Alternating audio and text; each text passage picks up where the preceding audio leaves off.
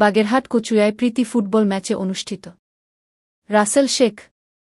বাগেরহাট জেলা প্রতিনিধি। ছবি চিত্র বিস্তারিত।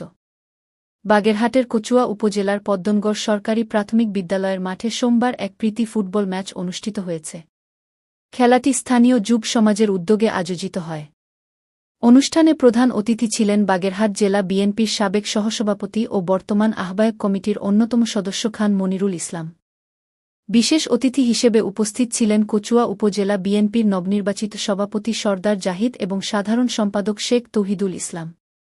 এছাড়াও উপস্থিত ছিলেন গোপালপুর ইউনিয়নের সাবেক চেয়ারম্যান খান শহীদুল ইসলাম মিল্টন সহ স্থানীয় বিএনপির নেতাকর্মীরা। স্থানীয় জনগণ এবং খেলোয়াড়দের মাঝে এই আয়োজন প্রাণচাঞ্চল্য সৃষ্টি করে এবং নেতৃবৃন্দের উপস্থিতি অনুষ্ঠানটিকে আরও উৎসবমুখর করে তোলে।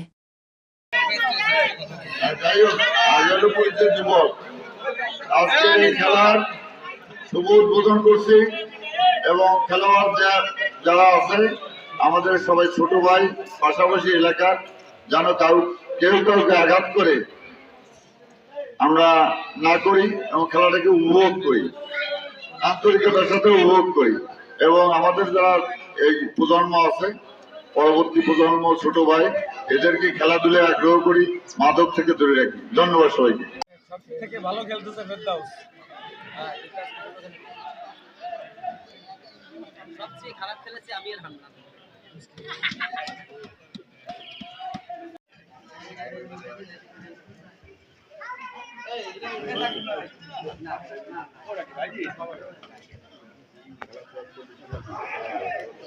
ম্যাচ ফি এটা দিবে, সবাই সানন্দে গ্রহণ করার জন্য অনুরোধ করছি।